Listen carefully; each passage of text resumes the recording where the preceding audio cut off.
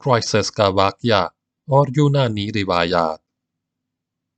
यह याद रखना चाहिए कि साइरस की फतह यूनानी देवताओं की शिकस्त थी, क्योंकि वो इस मुसीबत से अपने परस्तार क्राइसिस को ना बचा सकी।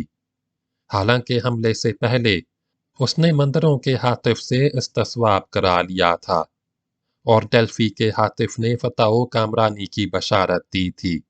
बस कुदरती तौर पर वाकयात की ये रफ्तार यूनानियों के लिए खुशगवार ना हो सकी और इस अमर की कोशिश शुरू हो गई कि इस शिकस्त में भी अखलाकी और मजहबी फतामंदी की शान पैदा कर दी जाए। चुनांचे हम देखते हैं कि क्राइसिस का मामला अचानक एक पुरस्रार अफसाने की शक्ल इख्तियार कर लेता है और यूनानी देवता अपने सारे मौजिज़ों के साथ नुमायां हो जाते हैं। हीरोडोटस लिडिया के बाशिंदों की ये रिवायत नकल करता है कि डेल्फी के हातिफ का जवाब गलत ना था, मगर क्राइसिस ने जंग के जोशो तलब ने उसका सही मतलब नहीं समझा। हातिफ ने कहा था, अगर इसने पारसियों पर हमला किया तो वो एक बड़ी मुमलिकत तबाह कर देगा, यानी खुद अपनी मुमलिकत तबाह कर देगा। मगर उसने ख्याल किया बड़ी मुमलिकत से मकसूद पारसियों की मुमलिकत है। नेज वो कहता है, पहले साइरस ने हुक्म दिया था कि लकड़ियों की चिता तैयार की जाए और उस पर क्राइसिस को बिठाकर आग लगा दी जाए। चुनांचे ऐसा ही किया गया और आग लगा दी गई। लेकिन फिर जब क्राइसिस की बाज बातें सुनी तो बेहद मुतासिर हुआ और आग बुझाने का हुक्म दिया। लेकिन अब आग पूरी तरह मुश्तअल हो गई थी। मुमकिन न था कि उसे बुझा दिया जाए। ये हाल देखकर क्राइसिस ने अपोलो देवता को पुकारा और बावजूद ये कि आसमान बिल्कुल साफ था, अचानक बारिश शुरू हो गई और इस तरह इस मौजज़े ने बर वक्त ज़ाहिर होकर उसकी जान बचा ली। लेकिन खुद हीरोडोटस और जीनोफोन की तसरीहात से जो हकीकत मालूम होती है वो सिर्फ इतनी है कि साइरस या तो क्राइसिस के अज़्म सब्र का इम्तिहान लेना चाहता था या ये बात आश्कारा कर देनी चाहता था कि यूनानियों के खुद साख्ता देवता अपने इबादत गुजारों की कुछ मदद नहीं कर सकते और जिन देवताओं की मज़ूमा बशारत पर एतमाद करके जंग की गई थी उनमें इतनी भी ताकत नहीं कि अपने परस्तार को जिंदा जलने के अजाब से बचा लें। यानी मकसूद ये था कि पहले उसे चिता पर बिठाया जाए, आग भी लगा दी जाए, लेकिन जब वो खुद और तमाम लोग देख लें कि देवताओं का कोई मौजज़ा ज़ाहिर नहीं हुआ तो फिर उसे बख्श दे और इज्जत व एहतराम के साथ अपने हमराह ले जाए। दूसरी इल्लत ज़्यादा कवी मालूम होती है क्योंकि खुद हीरोडोटस की रिवायत में इसकी झलक मौजूद है और यूनानी अफसाने में अपोलो के मौजज़े की नमूद भी उसी तरफ इशारा कर रही है। साफ मालूम होता है कि साइरस ने अपने अमल से जो हकीकत आश्कारा कर दी थी, यूनानी अफसाने ने उसी का तोड़ करने के लिए अपोलो का मौजज़ा घड़ लिया। साइरस के अहकाम व कवानीन।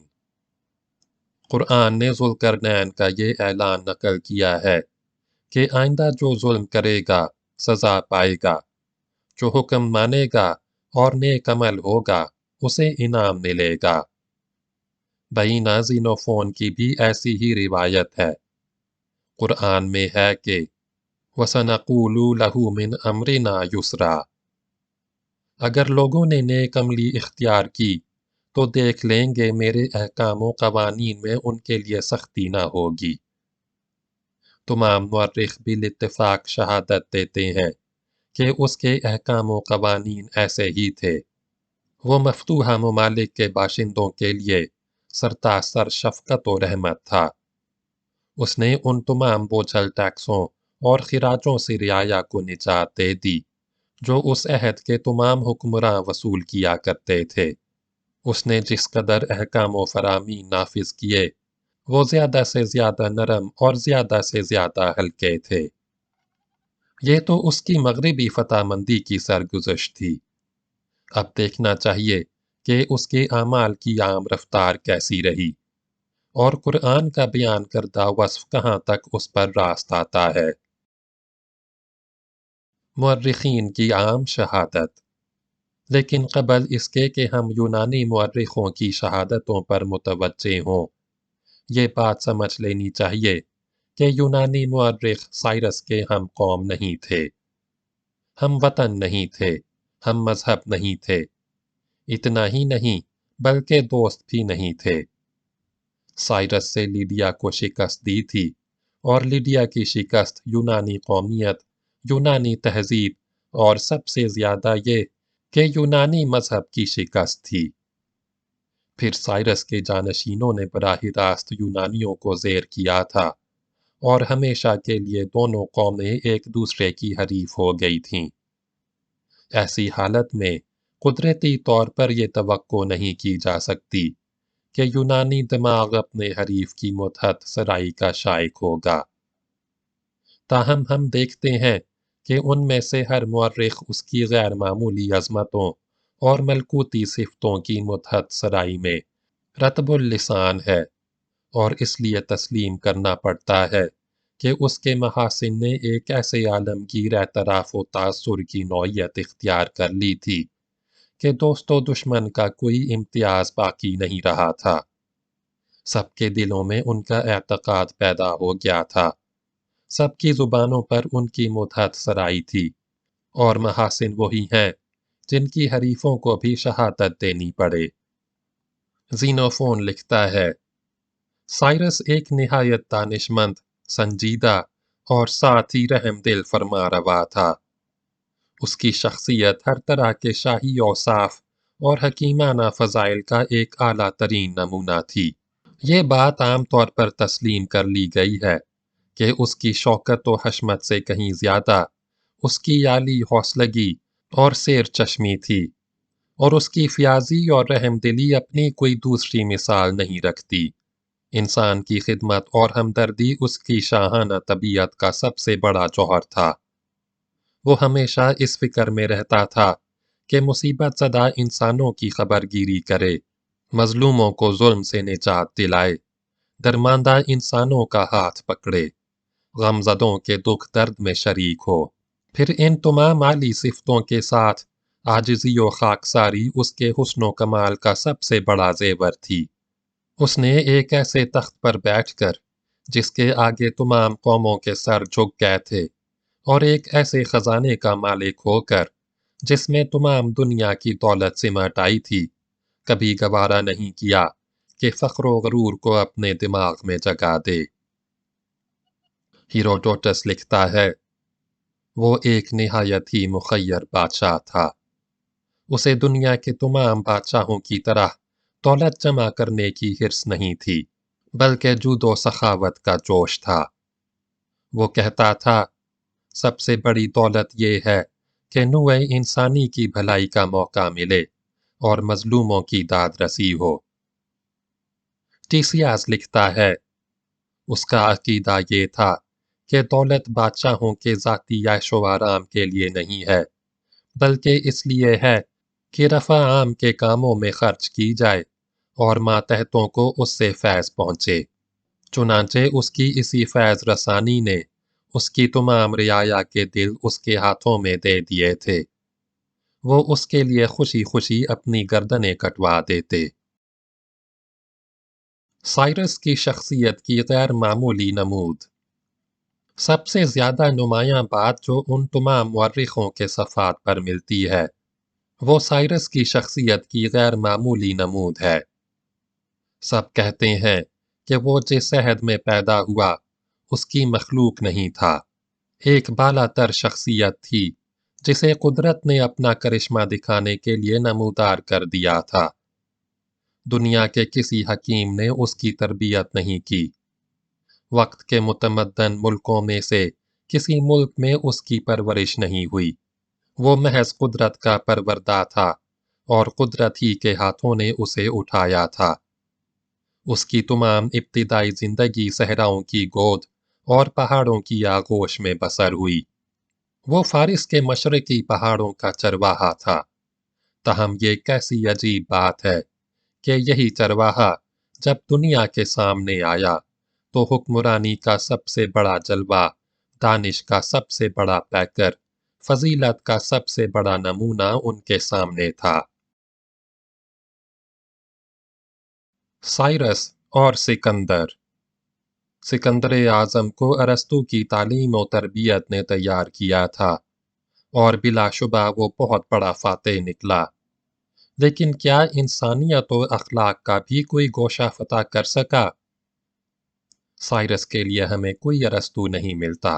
उसने इंसानी हिकमत की दरसगाह की जगह कुदरत की दरसगाह में परवरिश पाई थी। तहम उसने सिकंदर की तरह सिर्फ मुल्कों ही को नहीं बल्कि इंसानियत और फ़ज़ाइल की मुमलिकतों को भी मुसख्खर कर लिया था। सिकंदर की तमाम फतूहात की उम्र उससे ज़्यादा न थी जितनी खुद उसकी उम्र थी, लेकिन साइरस की फतूहात ने जो ईंटें चुन दी थीं वो 200 बरस तक ना हिल सकीं। सिकंदर के दम तोड़ते ही उसकी मुमलिकत के टुकड़े टुकड़े हो गए, लेकिन साइरस ने जब दुनिया छोड़ी तो उसकी मुमलिकत रोज़ बरोज़ वसी व मुस्तहकम होने वाली थी। उसकी फतूहात में सिर्फ मिस्र का खाना खाली रह गया था। उसके फर्जंद कैकबाद ने उसे भी भर दिया और फिर चंद बरसों के बाद दुनिया की वो आलमगीर सल्तनत ज़हूर में आ गई जो एशिया, अफ्रीका और यूरोप के 28 मुल्कों में फैली हुई थी, और उस पर साइरस का जानशीन दारायोश तने तनहा हुक्मरां था। सिकंदर की फतूहात सिर्फ जिस्म की फतूहात थीं जिन्हें कहरो ताकत ने सर किया था, लेकिन साइरस की फतूहात रूह व दिल की फतूहात थीं जिन्हें इंसानियत व फजीलत ने सर किया था। पहली सर उठाती है लेकिन टिक नहीं सकती, दूसरी टिक जाती है और फिर टलती नहीं। साइरस फतेह बाबिल के बाद 10 बरस तक जिंदा रहा। अब उसकी हुकूमत अरब से लेकर बहरे अस्वद तक और एशियाई कूचक से बल्ख तक फैली हुई थी, और एशिया की तमाम कौमें उसके मातहत आ चुकी थीं। लेकिन तारीख शाहिद है कि इस तमाम अरसे में बगावत और सरकशी का एक हादसा भी नहीं हुआ, क्योंकि जीनोफोन के लफ्ज़ों में वो सिर्फ बादशाह ही ना था बल्कि इंसानों का शफीक मुरब्बी और कौमों का रहीम बाप था। और रियाया सख्त गिर हुक्मरानों से बगावत कर सकती है, लेकिन औलाद अपने शफीक बाप से बागी नहीं हो सकती। मौजूदा ज़माने के तमाम मुअर्रिख तस्लीम करते हैं कि ये एक हैरत अंगेज़ खसूसियत थी। ये ऐसी खसूसियत थी जो आगे चलकर रोमन एम्पायर को भी नसीब ना हुई। सब मुत्तफ़िक़ा शहादत देते हैं कि इस अहद के बादशाहों की सख्त गिरी, कसावत क़ल्बी और हैबत अंगेज़ तरीक़ ताज़ीब की छोटी से छोटी मिसाल भी साइरस के अहद में नहीं मिलती। ज़माने हाल के मुहक्किकीन की शहादत। याद रहे कि ये महज कदीम यूनानी मुअर्रिखों की रिवायात ही नहीं है, बल्कि मौजूदा ज़माने के तमाम मुहक्किकीन तारीख़ की तारीख़ी मुसल्लिमात है। बिल-इत्तिफ़ाक़ ये बात तस्लीम कर ली गई है कि साइरस तारीख़ कदीम की सबसे बड़ी शख्सियत है, जिसमें बैक वक्त फतूहात की वुसअत, फरमारवाई की अज़मत और अखलाक़ो इंसानियत की फ़जीलत जमा हो गई थी, और वो जिस अहद में ज़ाहिर हुआ उस अहद में उसकी शख्सियत हर एतबार से इंसानियत का एक पैगाम और कौमों की निजात थी। ऑक्सफोर्ड यूनिवर्सिटी के प्रोफेसर जी.बी. ग्रंडी, जो मौजूदा ज़माने में तारीख़ कदीम के एक मुस्तनद माहिर हैं और जिनकी किताब ग्रेट पर्शियन वॉर निहायत मकबूल हो चुकी है, लिखते हैं, ये हकीकत बिल्कुल आश्कारा है कि साइरस की शख्सियत अपने अहद की एक गैर मामूली शख्सियत थी। उसने अपनी तमाम मुआसिर कौमों के दिलों पर अपना हैरत अंगेज़ तासुर नक्श कर दिया।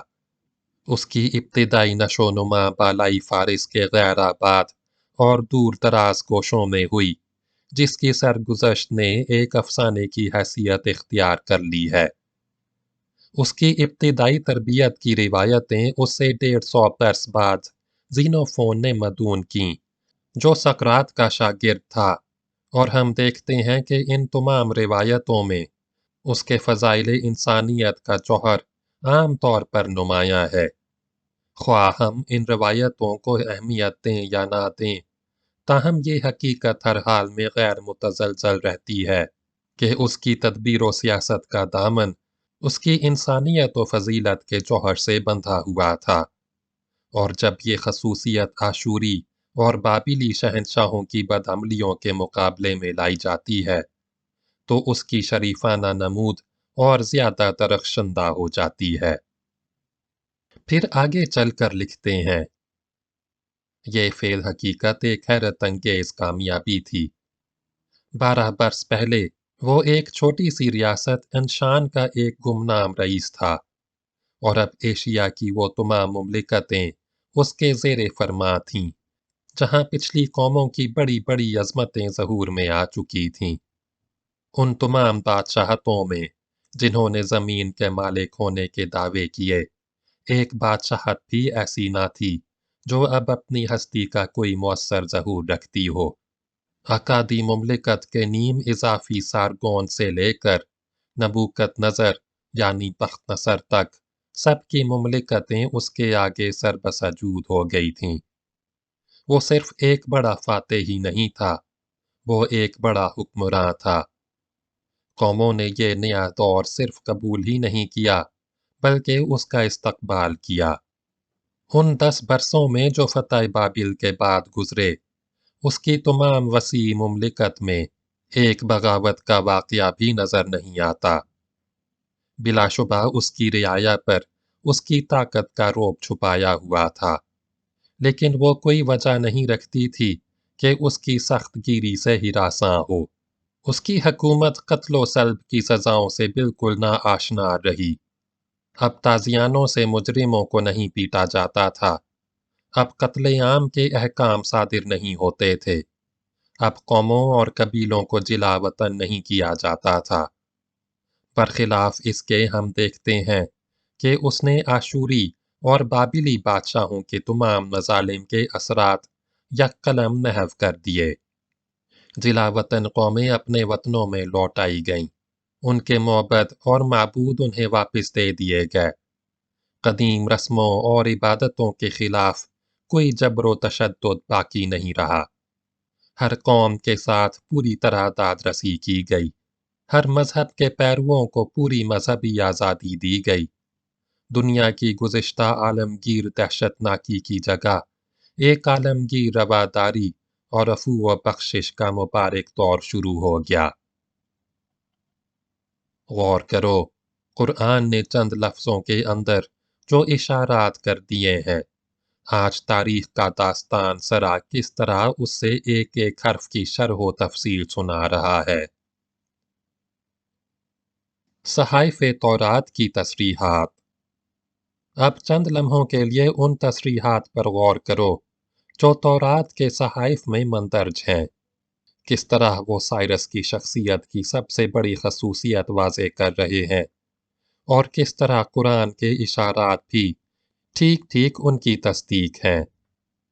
यसिया नबी की किताब में है कि खुदावंद कहता है, खोरस मेरा चरवाहा है, और फिर ये भी कहा है कि वो मेरा मसीह है। और यर्मियाह नबी का बयान ऊपर गुजर चुका है कि वो बाबलियों के जुल्म से निजात दिलाएगा। अब देखो उसकी शख्सियत ठीक ठीक एक मऊद और मुंतज़िर निजात दहिंदा की शख्सियत थी या ना थी। मऊद और मुंतज़िर हस्ती। जब हम उस अहद की तारीख का मुतालिया करते हैं और फिर साइरस के हालात पर नज़र डालते हैं, तो बअव्वल नज़रिया हकीकत आश्कारा हो जाती है कि उसका ज़हूर ठीक ठीक एक ऐसी शख्सियत का ज़हूर था जिसके लिए वक्त की तमाम कौमें चश्म बरा हों। कौमों का इंतज़ार उनकी ज़ुबानों पर नहीं होता, उनके हालात के कुदरती तकाज़े में होता है। गौर करो उस अहद की रफ्तार ज़माना का कुदरती तकाज़ा क्या था। یہ تاریخ کے صبح تمدن کی وہ نمود تھی جس کی روشنی میں ہم انسانی حکمرانی کی ساری تاریکیاں پھیلی ہوئی دیکھتے ہیں۔ صاف دکھائی دیتا ہے کہ اس وقت تک انسانی فرما روائی کی عظمت صرف قہر و غضب ہی کی نقاب میں رونما ہوئی تھی، اور سب سے بڑا حکمراں وہی سمجھا جاتا تھا جو سب سے زیادہ انسانوں کے لیے خوفناک ہو۔ آشور بنی پال نینوا کا سب سے بڑا بادشاہ تھا، اس لیے کہ وہ شہروں کے جلانے اور آبادیوں کے ویران کرنے میں سب سے زیادہ بے باک تھا۔ بابل کی نشاط ثانیہ میں نبوکت نظر سب سے بڑا فاتح تھا، اس لیے کہ قوموں کی ہلاکت اور مملکتوں کی ویرانی میں سب سے زیادہ قہرمان تھا۔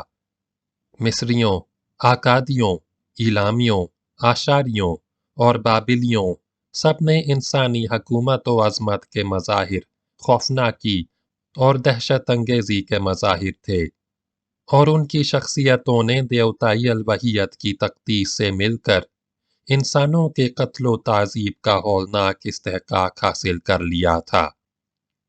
سائرس کے ظہور سے 50 برس پہلے نبوکت نظر کی شہنشاہی کا ظہور ہوا، اور ہمیں معلوم ہے کہ اس نے بیت المقدس پر پیہم 3 حملے کر کے نہ صرف دنیا کا سب سے بڑا زرخیز علاقہ تاراج و ویران کر دیا، بلکہ فلسطین کی پوری آبادی کو اس طرح ہنکا کر بابل لے گیا کہ جوزفس کے لفظوں میں کوئی سخت سے سخت بے رحم قصائی بھی اس وحشت و خونخواری کے ساتھ بھیڑوں کو مذبح میں نہیں لے جاتا۔ پھر کیا ان حالات کا قدرتی تقاضا یہ نہ تھا کہ دنیا ایک نئی شخصیت کے لیے چشم برا ہو، قومیں ایک نجات دہندہ کی راہ تک رہی ہوں، ایک ایسے نجات دہندہ کی جو انسانوں کے گلے کے لیے خدا کا بھیجا ہوا چرواہا ہو، جو ان کی بیڑیاں کاٹے اور ان کے سروں کا بوجھ ہلکا کر دے، جو دنیا کو اس ربانی صداقت کا سبق دے دے کہ انسانی حکمرانی نوع انسان کی خدمت کے لیے ہونی چاہیے، دہشت انگیزی اور خوفناکی کے لیے نہیں۔ خدا کا بھیجا ہوا چرواہا۔ دنیا بادشاہوں کے ہاتھوں سے تنگ آ چکی تھی، اب وہ ایک چرواہے کے لیے مضطرب تھی، اور یسیع نبی کے لفظوں میں خدا کا وہ فرستادہ چرواہا نمودار ہو گیا۔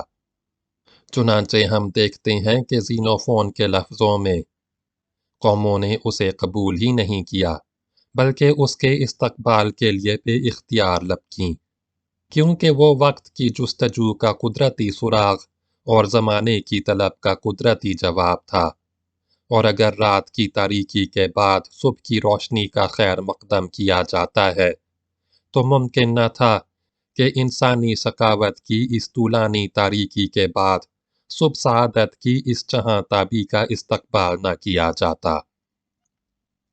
غور کرو، یسیع نبی کا یہ جملہ صورتحال کی کیسی ہو بہو تصویر ہے کہ وہ میرا چرواہا ہوگا، وہ میری ساری مرضی پوری کرے گا، میں اس کا داہنا ہاتھ پکڑ کے قوموں کو اس کے قابو میں دے دوں گا، اور بادشاہوں کی کمریں اس کے آگے کھلوا ڈالوں گا، میں اس کے آگے چلوں گا، میں ٹیڑھے راستے اس کے لیے سیدھے کر دوں گا۔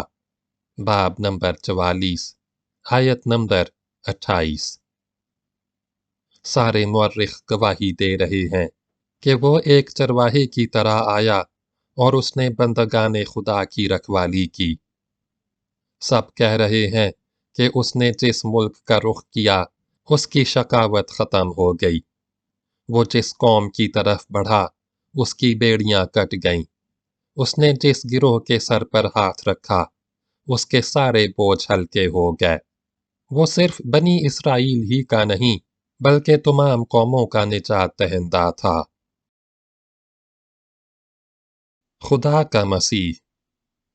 یاد رہے کہ یسیع نبی کی اسی پیشن گوئی میں اسے خدا کا مسیح بھی کہا ہے، اور تورات کی اصطلاح میں مسیح وہ ہوتا ہے جسے خدا اپنی برکتوں کے ظہور کے لیے برگزیدہ کر لے اور خدا کے براہ راست ممسوح ہونے کی وجہ سے مقدس ہو۔ चुनांचे हज़रत दाऊद अलैहिस्सलाम की निस्बत भी आया है कि मसीह थे। साइरस की निस्बत भी यही कहा है, और इसी तरह बनी इसराइल की निजात के लिए एक आखिरी मसीह की भी पेशन गोइयाँ मौजूद हैं।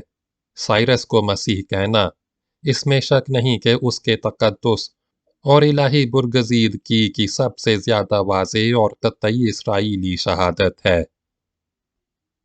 इस सिलसिले में आखिरी वस्फ़ जो ज़ुल्क़रनैन के सामने आता है, वो उसका ईमान बिल्लाह है।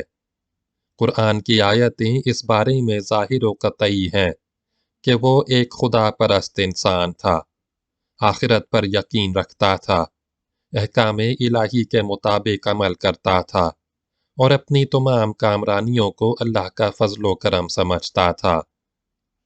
सवाल ये पैदा होता है कि साइरस का भी ऐसा ही एतक़ाद व अमल था, लेकिन तमाम पिछली तफसीलात पढ़ने के बाद कौन कह सकता है कि नहीं था। यहूदियों के सहाइफ की वाज़ेह शहादत मौजूद है कि खुदा ने उसे अपना फरस्तादा और मसीह कहा, और वो नबियों का मऊद मुंतज़िर था। ज़ाहिर है कि ऐसी हस्ती खुदा की नाफरमान हस्ती नहीं हो सकती, जिसका दाहिना हाथ खुदा ने पकड़ा हो और जिसकी टेढ़ी राहें वो दुरुस्त करता जाए। यकीनन वो खुदा का नापसंदीदा बंदा नहीं हो सकता। खुदा सिर्फ उन्हीं का हाथ पकड़ता है जो बुरगुज़ीदा और मुक़द्दस होते हैं, और सिर्फ उन्हीं को अपना फरस्तादा कहता है जो उसके चुने हुए और उसकी ठहराई हुई राहों पर चलने वाले होते हैं। इसराइली नबियों की शहादत। आजकल के असहाब नक़्तो नज़र यसीया नबी की इस पेशन गोई को मुश्तबा समझते हैं, क्योंकि यह साइरस से 150 बरस पहले की गई थी। लेकिन अगर इसे क़ता नज़र कर ली जाए, जब भी सूरत हाल पर कोई असर नहीं पड़ता, क्योंकि खुद साइरस के अहद में जो इसराइली नबी मौजूद थे, उनकी शहादतें मौजूद हैं, और वो साफ कह रही हैं कि यहूदियों का आम एतक़ाद यही था, और इसी हैसियत से उसका इस्तक़बाल किया था। हस्कियल और दानियाल साइरस के मुआसिर थे, और दानियाल दारा के अहद तक जिंदा रहे। उन दोनों की तसरीहात साइरस की निस्बत मौजूद हैं। फिर दारा के ज़माने में हुज्जी और ज़करिया के सहीफ़े मुरतब हुए, और ज़रकसेस यानी अर्दशेर या अरतख्शश्त के अहद में अज़रा और नजमिया का ज़हूर हुआ। उन सब की शहादतें भी मौजूद हैं, और उन सब से क़त्ई तौर पर यह बात वाज़ेह होती है कि साइरस बनी इसराइल की एक मऊद हस्ती थी, और खुदा ने उसे बुरगज़ीदगी के लिए चुन लिया था। अगर यहूदियों का आम एतक़ाद ये था, तो क्या एक लम्हे के लिए ये बात तस्लीम की जा सकती है कि वो एक बुत परस्त इंसान की निस्बत ऐसा एतक़ाद रखने की जुर्रत करते? फ़र्ज़ करो ये तमाम पेशन गोइयाँ साइरस के ज़हूर के बाद बनाई गईं, लेकिन ये ज़ाहिर है कि यहूदियों ही ने बनाई और यहूदियों ही में फैली, हत्ता कि उनकी मुक़द्दस किताब में दाखिल हो गईं। फिर क्या मुमकिन था कि एक बुत परस्त इंसान के लिए ऐसी पेशन गोइयाँ बनाई जा सकतीं? क्या मुमकिन था कि एक बुत परस्त को इसराइली वही का ममदूह और इसराइली नबियों का मऊद बना दिया जाता? यहूदियों का एतराफ़। ये हकीकत भी फरामोश नहीं करनी चाहिए कि अजनबियों और गैर इसराइलियों के खिलाफ यहूदियों का तासुब बहुत ही सख्त था। उनके नस्ली गरूर पर इससे ज़्यादा कोई बात शाख नहीं गुजरती थी कि किसी गैर इसराइली इंसान की बुजुर्गी का एतराफ़ करें। ज़हूर इस्लाम के वक्त भी यही असबियत उन्हें एतराफ़ हक़ से रोकती थी कि वला तुमिनू इल्ला लिमन तबिअ दीनकुम, यानी, और देखो, किसी की बात ना मानना मगर उसी की जो तुम्हारे दीन की पैरवी करे। सूरह आले इमरान आयत नंबर 73। ताहम वो साइरस की फजीलत के आगे झुक गए, जो उनके लिए हर एतबार से अजनबी था, اور نہ صرف اس کی بزرگی ہی کا اعتراف کیا بلکہ نبیوں کا موعود اور خدا کا برگزیدہ تسلیم کر لیا۔ یہ صورتحال اس بات کا قطعی ثبوت ہے کہ سائرس کی شخصیت ان کے لیے بڑی ہی محبوب شخصیت تھی، اور اس کی فضیلتیں ایسی قطعی اور آشکارا تھیں کہ ان کے اعتراف میں نسلی عصبیت کا جذبہ بھی حائل نہ ہو سکا۔ ظاہر ہے کہ ایک بت پرست انسان کے لیے جو اجنبی بھی ہو، یہودیوں میں ایسی محبوبیت نہیں پیدا ہو سکتی تھی۔ اگر ایک بت پرست بادشاہ نے انہیں نجات دلائی تھی تو وہ اس کی شاہانہ عظمتوں کی مداحی کرتے، مگر خدا کا مسیح اور برگزیدہ کبھی نہ سمجھتے۔ ضروری ہے کہ اس کی فضیلتیں مذہبی ہوں، ضروری ہے کہ مذہبی حیثیت سے بھی عقائد کا توافق موجود ہو۔ یہ یہودیوں کی پوری تاریخ میں غیر اسرائیلی فضیلت کے اعتراف کا تنہا واقعہ ہے، اور ممکن نہیں کہ ایک ایسے انسان کے لیے ہو جسے وہ مذہبی حیثیت سے محترم نہ سمجھتے ہوں۔ سائرس کے دین کا تعین۔ لیکن اب سوال یہ پیدا ہوتا ہے کہ سائرس کے دینی عقائد کے بارے میں ہماری معلومات کیا ہیں؟ تاریخی حیثیت سے یہ قطعی ہے کہ سائرس زرتشت کا پیرو تھا، جسے یونانیوں نے زاروسترو کے نام سے پکارا ہے۔ اتنا ہی نہیں بلکہ غالباً اسی کی شخصیت ہے جو اس نئی دعوت کی تبلیغ و عروج کا ذریعہ ہوئی۔ اس نے فارس اور میڈیا میں نئی شہنشاہی کی بنیاد ہی نہیں رکھی تھی، بلکہ قدیم مجوسی دین کی جگہ نئے زرتشتی دین کی بھی تخم ریزی کی تھی۔ وہ ایران میں نئی شہنشاہی اور نئے دین دونوں کا بانی تھا۔ زردشت کے ظہور کا زمانہ۔ زردشت کی ہستی کی طرح اس کے ظہور کا زمانہ اور محل بھی تاریخ کا ایک مختلف یا موضوع بن گیا ہے، اور 19ویں صدی کا پورا زمانہ مختلف نظریوں اور قیاسوں کے رد و قد میں بسر ہو چکا ہے۔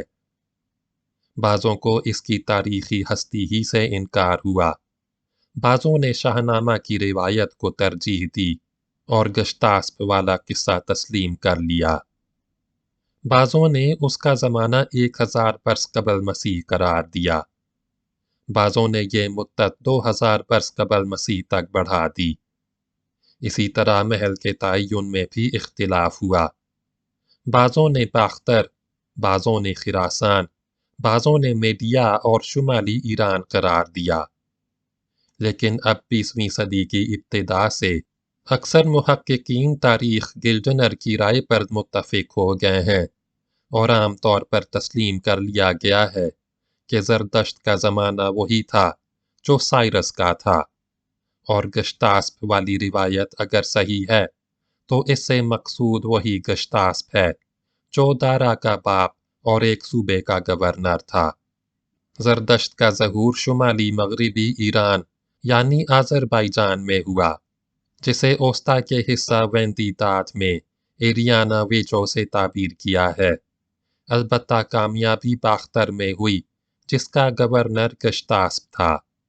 اس تحقیق کے مطابق زردشت کا سال وفات تقریباً 550 قبل مسیح سے لے کر 583 قبل مسیح تک ہونا چاہیے، اور سائرس کی تخت نشینی بالاتفاق 550 قاف میم میں ہوئی، یعنی زردشت کی وفات کے 20 سال بعد یا عین اسی سال۔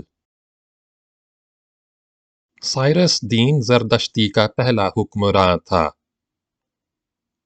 لیکن اگر سائرس زردشت کا معاصر تھا تو کیا کوئی براہ راست تاریخی شہادت موجود ہے جس کا اس کا دین زردشتی قبول کرنا ثابت ہو؟ نہیں ہے، لیکن اگر وہ تمام قرائن جمع کیے جائیں جو خود تاریخ کی روشنی نے مہیا کر دیے ہیں تو یقیناً ایک بالواسطہ شہادت نمایاں ہو جاتی ہے، اور اس میں کچھ شبہ باقی نہیں رہتا کہ سائرس نہ صرف دین زردشتی پر عامل تھا بلکہ اس کا پہلا حکمران دائی تھا، اور اسی نے یہ ورثہ اپنے جانشینوں کے لیے چھوڑا जो 200 बरस तक बिला इस्तिस्ना दीन ज़रतश्ती पर अमल पैरा है।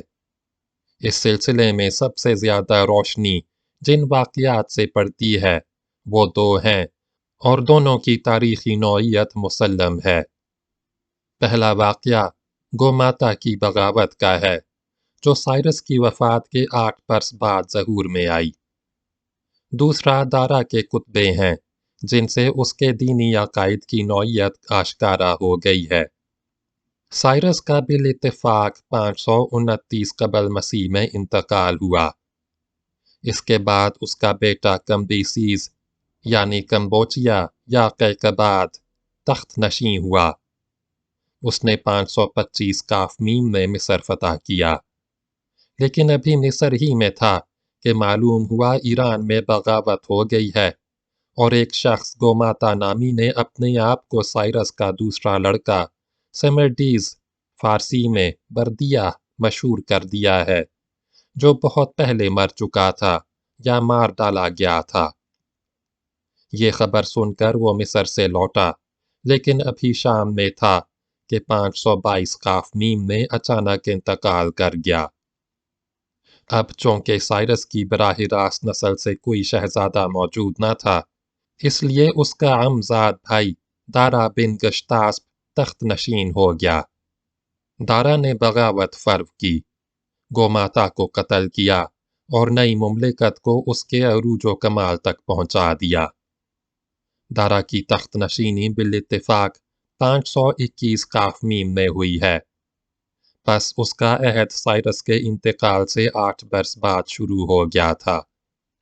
यूनानी मौर्रिखों की शहादत मौजूद है कि ये बगावत मेडिया के कदीम मजहब के पैरुओं की बगावत थी और ख़ुद दारा अपने कुतबा बेसतून में गोमाता को मौगोश लिखता है, यानी मजूस और मजूसी मजहब से मकसूद कदीम मजहब है।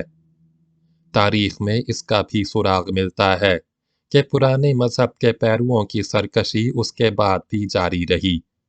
चुनांचे दूसरी बगावत बरावरतश नामी मजूसी ने की थी, जिसे दारा ने हमदान में कत्ल किया, और तीसरी चित्रत खमा नामी ने, जो अरबैल में कत्ल हुआ। दूसरा वाक़या दारा के कुतबों से रोशनी में आया है। ये दुनिया की खुशकिस्मती है कि दारा ने बाज़ कुतबे पहाड़ों की मुहक्कम चट्टानों पर नक्श कराए, जिन्हें सिकंदर का हमला भी बर्बाद ना कर सका। उनमें सबसे ज़्यादा अहम कतबा बेसतून का है, जिसमें दारा ने गोमाता मजूसी की बगावत और अपनी तख्त नशीनी की सरगुज़श्त कलमबंद की है। दूसरा इस्तखर का है, जिसमें अपने तमाम मातहत ममालिक के नाम गिनवाए हैं। इन दोनों में वो बार बार अहोर मोज़दा का नाम लेता है और अपनी तमाम कामरानियों को उसके फजलो करम से मंसूब करता है, और ये जाहिर है कि अहोर मज़दा ज़रतश्त की तालीम का अल्लाह है। इन दो वाक़यों पर एक तीसरे वाक़े का भी इजाफ़ा कर देना चाहिए, यानी तारीख में कोई इशारा इसका नहीं मिलता कि कम्बीसीज ने कोई नया दीन कबूल किया था या दारा को इस तरह का कोई मामला पेश आया था। हीरोडोटस ने दारा की वफ़ात से 50-60 बरस बाद अपनी तारीख लिखी है। उसके लिए दारा के अहद के वाक़यात बिल्कुल करीबी ज़माने के वाक़यात थे, और लिडिया में फ़ारसी हकूमत कायम हो जाने की वजह से यूनानियों और फ़ारसियों के ताल्लुकात भी रोज़ बरोज़ बढ़ रहे थे। ताहम वो किसी ऐसे वाक़े का जिक्र नहीं करता। बस साइरस की वफ़ात और दारा की तख्त नशीनी के दरमियान 8 बरस की जो मुद्दत गुजरी है, हम वसूख के साथ कह सकते हैं कि इस अरसे में किसी नई मजहबी दावत के ज़हूर व कबूल का कोई वाक़या नहीं गुजरा। अब गौर करो, इन वाक़यात का लाजमी नतीजा क्या निकलता है। अगर साइरस के बाद कम्बीसीज और दारा ने कोई नई दावत कबूल नहीं की थी और दारा दीन ज़रतश्ती पर आमिल था, तो क्या इससे साबित नहीं हो रहा है कि दारा और कम्बीसीज से पहले ज़रतश्ती दीन ख़ानदान में आ चुका है। अगर साइरस की वफ़ात के चंद साल बाद कदीम मजहब के पैरू इसलिए बगावत करते हैं कि क्यों एक नया मजहब कबूल कर लिया गया है, تو کیا یہ اس بات کا ثبوت نہیں ہے کہ سائرس نیا مذہب قبول کر چکا تھا اور تبدیل مذہب کا معاملہ نیا نیا پیش آیا تھا؟ پھر اگر زرتشت سائرس کا معاصر تھا تو کیا یہ اس بات کا مزید ثبوت نہیں ہے کہ سب سے پہلے سائرس ہی نے یہ دعوت قبول کی تھی، اور وہ فارس اور میڈیا کا نیا شہنشاہ بھی تھا اور نئی دعوت کا پہلا حکمران دائی بھی؟ زردشت اور سائرس۔ اتنا ہی نہیں بلکہ ہم غور کرتے ہیں تو اس زنجیر کی کڑیاں اور آگے تک بڑھتی جاتی ہیں۔ البتہ ہم اسے ایک قیاس سے زیادہ کہنے کی جرات نہیں کریں گے۔ اگر سائرس زرتشت کا معاصر تھا اور سائرس کا ابتدائی زمانہ خاندان سے الگ اور گمنامی میں بسر ہوا، تو کیا اسی زمانے میں دونوں شخصیتیں ایک دوسرے کے قریب نہیں پہنچ جاتیں؟ اور کیا ایسا نہیں سمجھا جا سکتا کہ اسی زمانے میں سائرس زردشت کی تعلیم و صحبت سے بہرہ مند ہوا؟ سائرس کی ابتدائی زندگی کی سرگزشت تاریخ کی ایک گم شدہ داستان ہے۔ پھر کیا اس داستان کا سراغ ہمیں ان دونوں شخصیتوں کی معاصرت کے واقعے میں نہیں مل جاتا؟ مورخ زینوفون نے سائرس کی ابتدائی زندگی کا افسانہ ہمیں سنایا ہے۔ اس افسانے میں ایک پراسرار شخص کی پرچھائی صاف نظر آ رہی ہے، جو دشت و جبل کے اس پروردہ قدرت کو آنے والے کارناموں کے لیے تیار کر رہا تھا۔ کیا اس پرچھائی میں ہم خود زردشت کی مقدس شخصیت کی نمود نہیں دیکھ رہے؟ اگر زردشت کا ظہور شمالی مغرب ایران میں ہوا تھا، اور اگر سائرس کی ابتدائی گمنامی کا زمانہ بھی شمالی کوہستانوں میں بسر ہوا، تو کیوں یہ دونوں کڑیاں باہم مل کر ایک گم شدہ داستان کا سراغ نہ بن جائیں؟ سائرس کی شخصیت وقت کے تمام ذہنی اور اخلاقی رجحانات کے برخلاف ایک انقلاب انگیز شخصیت تھی۔ ایسی شخصیت کسی انقلاب انگیز دائی کی دعوت ہی سے پیدا ہو سکتی ہے، اور صاف نظر آ رہا ہے کہ وہ دائی شخصیت زردشت ہی کی تھی۔ بہرحال سائرس نے اپنی ابتدائی گمنامی کے عہد میں نئی دعوت قبول کی ہو یا تخت نشینی کے بعد، لیکن یہ قطعی ہے کہ وہ دین زردشتی پر عامل تھا۔ دین زردشتی کی حقیقی تعلیم۔ لیکن اگر ذوالقرنین دین زردشتی پر عامل تھا، اور قرآن ذوالقرنین کے ایمان باللہ اور ایمان بالآخرت کا اثبات کرتا ہے، اتنا ہی نہیں بلکہ اسے ملہم من اللہ قرار دیتا ہے، تو کیا اس سے یہ لازم نہیں آتا کہ زردشت کی تعلیم دین حق کی تعلیم تھی؟ یقیناً لازم آتا ہے، لیکن کوئی وجہ نہیں کہ اس لزوم سے بچنے کی ہم کوشش کریں، کیونکہ یہ حقیقت اب پوری طرح روشنی میں آ چکی ہے کہ زردشت کی تعلیم سرتاسر خدا پرستی اور نیک عملی کی تعلیم تھی، اور آتش پرستی اور سنویت کا اعتقاد اس کا پیدا کیا ہوا اعتقاد نہیں ہے، بلکہ قدیم میدوی مجوسیت کا رد عمل ہے۔ جس طرح روم کی مسیحیت قدیم رومی بت پرستی کے رد عمل سے محفوظ نہ رہ سکی، اسی طرح زردشت کی خالص خدا پرستانہ تعلیم بھی قدیم مجوسیت کے رد عمل سے بچ نہ سکی، خصوصاً ساسانی عہد میں جب وہ از سر نو مدون ہوئی تو اصل تعلیم سے بالکل ایک مختلف چیز بن چکی تھی۔ میڈیا کا قدیم مذہب۔ زردشت کے ظہور سے پہلے فارس اور میڈیا کے باشندوں کے عقائد کی بھی نوعیت وہی تھی جو انڈو یورپین آریاؤں کی تمام دوسری شاخوں کی رہ چکی ہے۔ ہندوستان کے آریوں کی طرح ایران کے آریوں میں بھی پہلے مظاہر قدرت کی پرستش شروع ہوئی، پھر سورج کی عظمت کا تصور پیدا ہوا، پھر زمین میں آگ نے سورج کی قائم مقامی پیدا کر لی، کیونکہ تمام مادی عناصر میں روشنی اور جرت کا سرچشمہ وہی تھی۔ یونانیوں میں ایسے دیوتاؤں کا تصور پیدا ہوا جن سے اچھائی اور برائی دونوں ظہور میں آتی تھیں۔ लेकिन ईरानियों के तसव्वुर ने देवताओं को दो मुतकाबिल कुव्वतों में तकसीम कर दिया। एक कुव्वत पाक रूहानी हस्तियों की थी जो इंसान को जिंदगी की तमाम खुशियां बख्शती थी। दूसरी कुव्वत बुराई की आफरियतों की थी जो नूए इंसानी के जानी दुश्मन थे। रूहानी हस्तियों की नमूद रोशनी में हुई और शैतानों की तारीकी में। नूरो जुल्मत की यही कशमकश है जिससे तमाम अच्छे बुरे हवाते सहूर में आते हैं। चूँकि रोशनी पाक रूहानियतों की नमूद है, इसलिए हर तरह की इबादतें और कुर्बानियाँ उसी के लिए होनी चाहिए। उस रोशनी का मज़हर आसमान में सूरज और ज़मीन में आग थी। अच्छाई बुराई का जिस कदर तसव्वुर था, वो यूनानियों की तरह सिर्फ मादी ज़िंदगी की राहतों और महरूमियों ही में महदूद था। रूहानी ज़िंदगी और उसकी सआदत व शकावत का कोई तसव्वुर पैदा नहीं हुआ था। आग की परस्तिश की कुर्बान गाहें बनाई जाती थीं और उसके ख़ास पुजारियों का एक मुक़द्दस गिरोह भी पैदा हो गया था। इसके अफराद मोगोश के लक़ब से पुकारे जाते थे। आगे चलकर इसी लक़ब ने आतिश परस्ती का मफ़हूम पैदा कर लिया। ज़रदश्त की तालीम। लेकिन ज़रदश्त ने इन तमाम अक़ाइद से इनकार कर दिया। उसने खुदा परस्ती, रूहानी सआदत व शकावत और आखिरत की ज़िंदगी का अक़ीदा पैदा किया। उसने कहा, यहाँ ना तो खैर की बहुत सी रूहानी हस्तियाँ हैं, न शर के बहुत से अफरीद।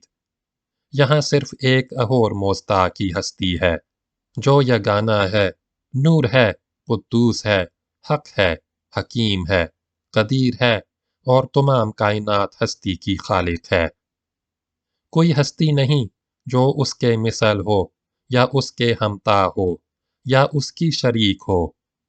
तुमने जिन रूहानी कुव्वतों को खैर का खालिक समझ रखा है, वो खालिक व कादिर नहीं है, बल्कि अहोर मोस्ता के पैदा किए हुए अमश सपंद हैं, यानी मलाइका हैं, और शुरका ज़रिया देवों की खौफनाक कुव्वत नहीं है, बल्कि अनर्दमीन यानी अहरमन की हस्ती है, यानी शैतान की हस्ती।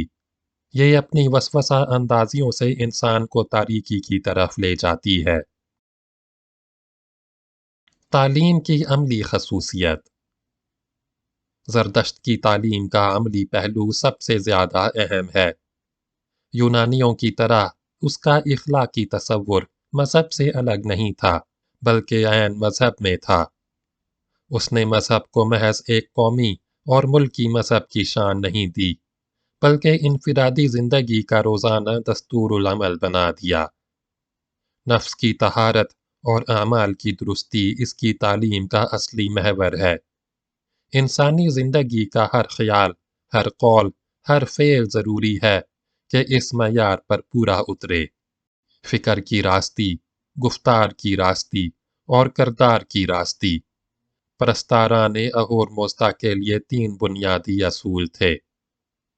प्रोफेसर ग्रंडी के लफ्ज़ों में, इसका मज़हब हकीकत और अमल का मज़हब था। यूनानी मज़हब की तरह महज रस्मों और रीतों का मज़हब न था। उसने मज़हब को ईरानियों की रोज़ाना ज़िंदगी की एक हकीकत बना दिया और अखलाक इस मज़हब का मरकज़ी अंसर था। इबादत का तसव्वुर। उसकी इबादत का तसव्वुर हर तरह के अज़ामी असरात से पाक था। इबादत हमें इसलिए नहीं करनी चाहिए कि खुदा के ग़ज़ब इंतकाम से बचें, बल्कि इसलिए कि बरकतें और सआदतें हासिल करें। अगर हम अहोर मोस्ता की इबादत नहीं करेंगे, तो वो हमें यूनानी और हिंदुस्तानी देवताओं की तरह अपने ग़ज़ब का निशाना नहीं बनाएगा, लेकिन खुद हम सआदत से महरूम रह जाएंगे। आखिरत की ज़िंदगी। इसकी तालीम का सबसे ज़्यादा नुमायाँ पहलू आखिरत की ज़िंदगी का एतक़ाद है। वो कहता है, इंसान की ज़िंदगी सिर्फ इतनी ही नहीं है जितनी इस दुनिया में गुज़रती है। इसके बाद भी एक ज़िंदगी पेश आएगी। उस ज़िंदगी में 2 आलम होंगे, ایک اچھائی اور سعادت کا، دوسرا برائی اور شقاوت کا۔ جن لوگوں نے اس زندگی میں نیک عمل کیے ہیں وہ پہلے عالم میں جائیں گے، جنہوں نے برے عمل کیے ہیں دوسرے عالم میں، اور اس کا فیصلہ اس دن ہوگا جسے وہ آخری فیصلے کا دن قرار دیتا ہے۔ بقائے روح کا مسئلہ اس کے مذہب کی بنیادی چٹان ہے۔ انسان فانی ہے مگر اس کی روح فانی نہیں، وہ اس کے مرنے کے بعد بھی باقی رہتی ہے اور ثواب و عقاب کے دو عالموں میں سے کسی عالم میں داخل ہو جاتی ہے۔ پیروان زردشت کا اخلاقی تقدم۔ موجودہ عہد کے تمام محققین تاریخ متفق ہیں کہ زردشت کی تعلیم نے انسان کے اخلاقی اور فکری ارتقاء میں نہایت مؤثر حصہ لیا ہے۔ اس نے 500 برس قبل مسیح ایرانیوں کو اخلاقی پاکیزگی کی ایک ایسی سطح پر پہنچا دیا تھا جہاں سے ان کے معاصر یونانیوں اور رومیوں کی زندگی بہت ہی پست دکھائی دیتی ہے۔ ایک ایسا مذہب جس کی تعلیم کا رخ سرتاسر انفرادی زندگی کی پاکیزگی کی طرف تھا، اور جو اپنے پیرووں کی اخلاقی روش کے لیے نہایت بلند مطالبے رکھتا تھا۔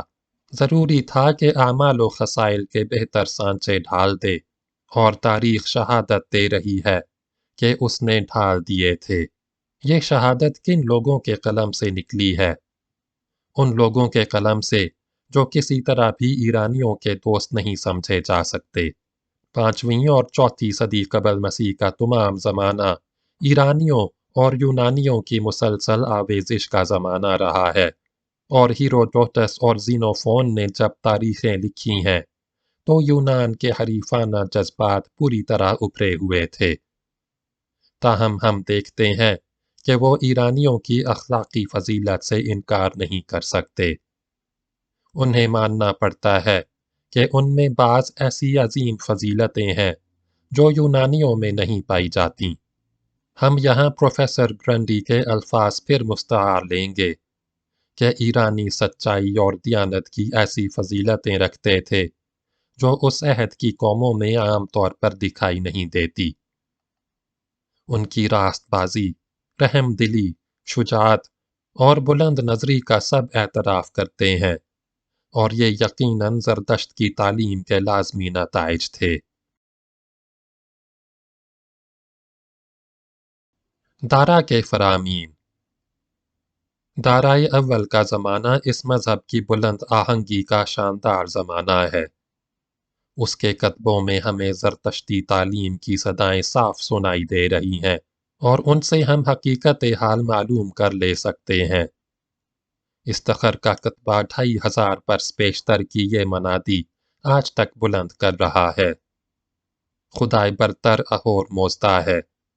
اسی نے زمین پیدا کی، اسی نے آسمان بنایا، اسی نے انسان کی سعادت بنائی، اور وہی ہے جس نے دارا کو بہتوں کا تنہا حکمراں اور آئین ساز بنایا۔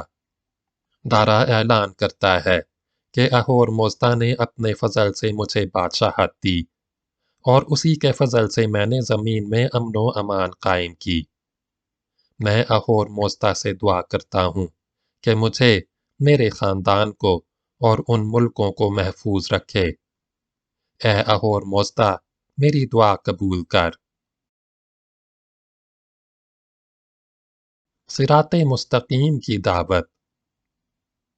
اے انسان، اہور موزدہ کا تیرے لیے حکم یہ ہے کہ برائی کا دھیان نہ کر، صراط مستقیم کو نہ چھوڑ، گناہ سے بچتا رہ۔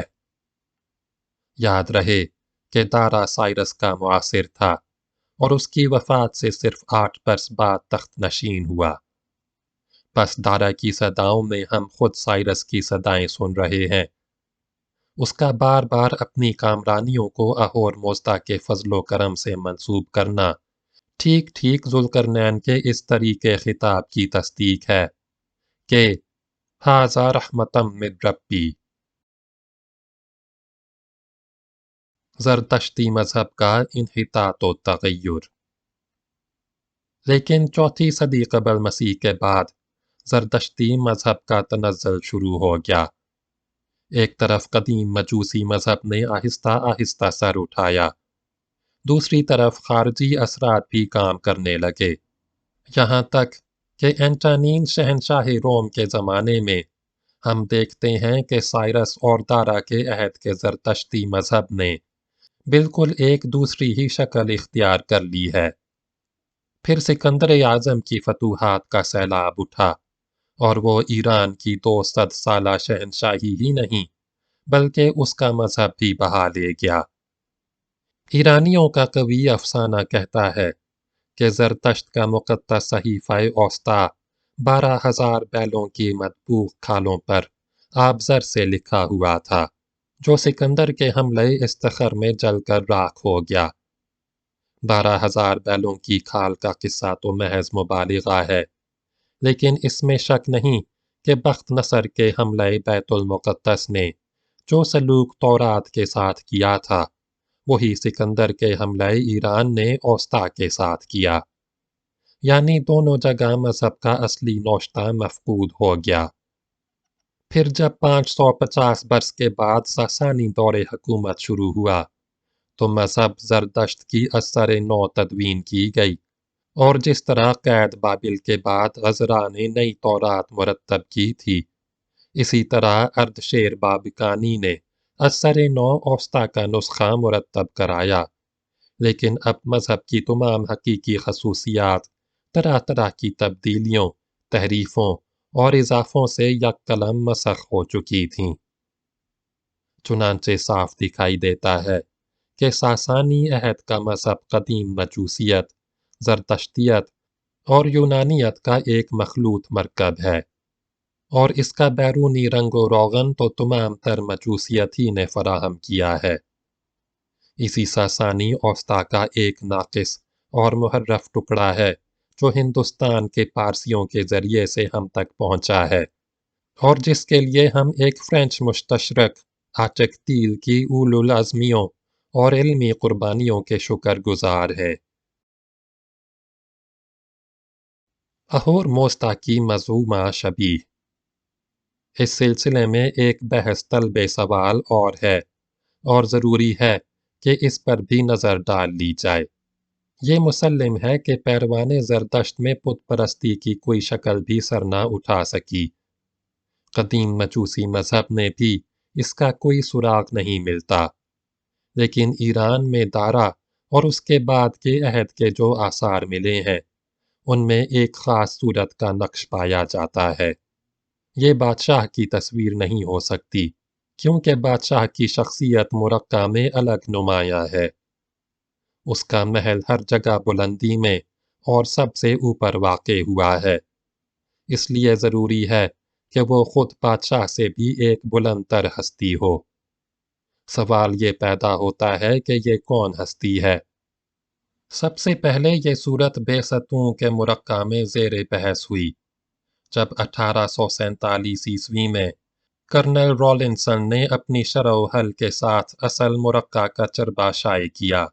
پھر یہی صورت متعدد نقوش میں ملی، مثلاً دارا کی سرکاری مہر کے مرقع میں نقش رستم میں جو دراصل دارا کی قبر ہے، استخر کے محل شاہی کے دروازے پر جو غالباً درمیانی دروازہ ہے۔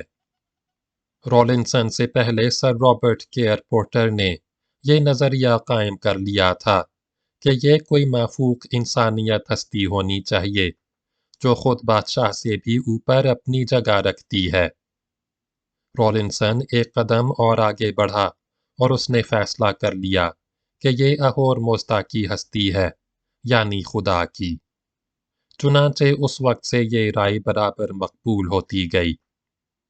اب عام طور پر تسلیم کر لیا گیا ہے کہ ایرانی اگرچہ بت پرستی سے مجتنب رہے، لیکن انہوں نے اہور موسطی کی ہستی کے لیے ایک مرموز یعنی سمبولک تشخص کا تصور ضرور قائم کر لیا تھا، جو ان تصویروں میں نمایاں ہے، اور یہ مصریوں اور آشوریوں کے مرموز تجسم کا اثر تھا، جس سے وہ بھی متاثر ہو گئے۔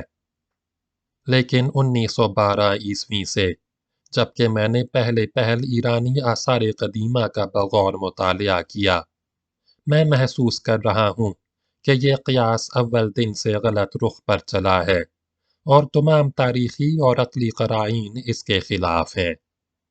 اولاً تمام تاریخی شہادتیں اور خود پارسیوں کا مسلسل تعامل ثابت کر رہا ہے کہ انہوں نے الوہیت کا تصور بھی کسی انسانی جسم و صورت میں نہیں کیا اور کبھی کسی مجسمے کو تقدیس کی نظر سے نہیں دیکھا۔ ثانیاً اگر امتداد زمانے سے یہ چیز پیدا بھی ہو گئی ہو، جب بھی کسی طرح یہ بات سمجھ میں نہیں آ سکتی کہ خود تارا کے عہد میں پیدا ہو گئی ہو، جو زردشت کی تعلیم کا ابتدائی عہد تھا، اور جب یونانی مورخوں کی شہادت کے مطابق ایرانی یونانی بت پرستی کو حقارت کی نظر سے دیکھا کرتے تھے۔ ثالثاً اس شبیہ میں کوئی ایسی بات نہیں جو معبودیت و الوہیت کی کوئی خاص شان رکھتی ہو۔ ہر جگہ اس کی ایک ہی صورت اور وضع ہے، اور وہ ایک معمولی انسان کی ہے جس نے اس زمانے کا عام لباس پہن رکھا ہے، وہی لباس جو خود تارا اور اس کے جانشینوں کا تصویروں میں دکھایا گیا ہے۔ صرف اتنی بات اس میں زیادہ ہے کہ ایک حلقہ اس کی کمر سے نیچے چاروں طرف بنایا گیا ہے، اور عقب میں ایک ایسا طولانی نقش ہے جس میں لہروں کی ہی شان پیدا ہو گئی ہے۔ اس حلقے اور لہروں کو سورج کی مرموز شکل قرار دیا گیا ہے۔ اگر یہ رائے تسلیم بھی کر لی جائے، جب بھی یہ اس کے لیے کافی نہیں کہ محض یہ مشتبہ حلقہ اور مشتبہ لہریں ایک خالق ہستی کے تصور کے لیے پیروان زردشت کا منتہائی خیال تھا۔ رابعاً اگر یہ بات مان بھی لی جائے کہ اس حلقہ اور لہروں میں ایک ماورائے انسانیت ہستی کا تصور مرموز تھا، جب بھی یہ اہور مزدا کی ہستی کیوں ہو جس کی نسبت زردشت نے تقدیس و علو کا اس درجہ بلند تصور قائم کیا ہے، کیا یہ کسی ایسے انسان کی صورت نہ ہو جو اگرچہ انسان تھا مگر اپنی انسانیت کی رفعت و تقدیس کی وجہ سے ایک غیر معمولی ہستی سمجھا جاتا تھا، مثلاً خدا کی ایک فرستادہ ہستی؟ بہرحال اس رخ پر ہم جس قدر بڑھتے ہیں یہ بات واضح ہو جاتی ہے کہ اسے اہور مزدا کی ہستی سے کوئی تعلق نہیں ہونا چاہیے۔ یہ یا تو خود زردشت کی تصویر ہے جو ایرانی مذہب کا بانی تھا، یا سائرس کی ہے جو اس مذہب کا حکمراں پیغمبر اور ہخامنشی شہنشاہی کا پہلا تاجدار تھا، چونکہ اس صورت کے بائیں ہاتھ میں ہر جگہ ایک حلقہ دکھلایا گیا ہے، اور قدیم تصورات میں حلقے کی شکل حکومت و مالکیت کی علامت سمجھی جاتی تھی، اس لیے زیادہ قرین قیاس یہ بات معلوم ہوتی ہے کہ سائرس کی تصویر ہو۔ کیا ذوالقرنین نبی تھا؟ جہاں تک قرآن کی تصریحات کا تعلق ہے، ایک اہم سوال اور باقی رہ گیا ہے۔ قرآن میں ہے قُلْنَا يَا ذَا الْقَرْنَيْنِ، ہم نے کہا اے ذوالقرنین۔ اس خطاب کا مطلب کیا ہے؟ کیا اس کا مطلب یہ ہے کہ ذوالقرنین براہ راست وحی الہی سے مخاطب تھا؟ مفسرین نے اس پر طب آزمائیاں کی ہیں، اور چونکہ امام رازی سکندر مقدونی کو ذوالقرنین بنانا چاہتے ہیں اور وہ بنتا نہیں، اس لیے مجبور ہوئے ہیں کہ یہاں قلنا کے منطوق پر اس کے مفہوم کو ترجیح دیں۔ اس میں شک نہیں کہ قلنا کا ایک مطلب یہ بھی ہو سکتا ہے کہ یہ بالواسطہ خطاب ہو، یعنی اس عہد کے کسی پیغمبر کے ذریعے سے ذوالقرنین کو مخاطب کیا گیا ہو، جیسا کہ فَقُلْنَا اضْرِبُوهُ بِبَعْضِهَا میں ہے، سورہ البقرہ آیت نمبر 73۔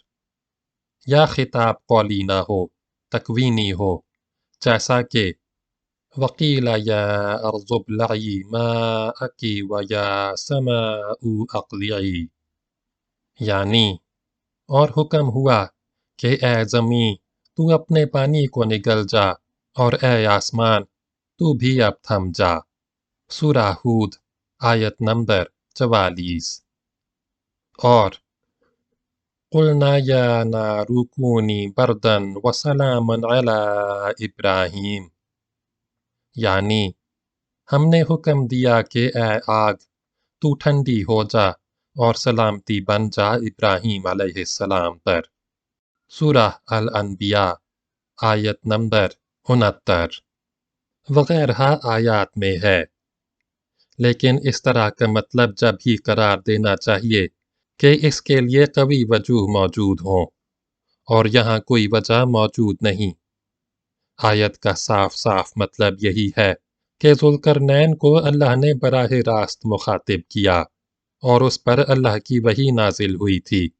باقی رہی یہ بات کہ یہ وحی نبوت کی وحی تھی یا اس طرح کی وحی تھی جیسی حضرت موسیٰ علیہ السلام کی والدہ کی نسبت بیان کی گئی ہے کہ وَأَوْحَيْنَا إِلَىٰ أُمِّ مُوسَىٰ أَنْ أَرْضِعِيهِ، یعنی اور ہم نے وحی کر دی موسیٰ علیہ السلام کی والدہ کو کہ تم اسے دودھ پلاتی رہو۔ سورہ القصص آیت نمبر 7۔ تو صحابہ و سلف سے جو تفسیر منقول ہے وہ یہی ہے کہ ذوالقرنین نبی تھا، اور متاخرین میں شیخ الاسلام ابن تیمیہ رحمۃ اللہ علیہ اور ان کے شاگرد حافظ ابن کثیر رحمۃ اللہ علیہ بھی اسی تفسیر کی تائید کرتے ہیں۔ اور غور کرو قرآن کا یہ بیان سائرس کی شخصیت پر کس طرح ٹھیک ٹھیک منطبق ہو رہا ہے۔ تاریخ اس کی پیغمبرانہ شخصیت کی شہادت دے رہی ہے، اور عہد عتیق کے انبیاء اسے صریح خدا کا برگزیدہ، اس کا مسیح اور اس کی مرضی پوری کرنے والا کہہ رہے ہیں۔ عزرا نبی کی کتاب میں اس کا جو فرمان تعمیر بیت المقدس کے لیے نقل کیا گیا ہے، اس میں وہ خود اعلان کرتا ہے، خدا نے مجھے حکم دیا ہے کہ یہودیہ کے ملک میں اس کی عبادت کے لیے ایک ہیکل تعمیر کروں۔ اس کا یہ کہنا کہ خدا نے مجھے حکم دیا ہے، ٹھیک ٹھیک قلنا یا ذوالقرنین کی تصدیق ہے۔ ہم اس سے پہلے اس کی خدا پرستی کے اسبات میں جو کچھ لکھ چکے ہیں، اس میں سے ہر بات ٹھیک ٹھیک اس کی نبوت کے ثبوت میں بھی کہی جا سکتی ہے۔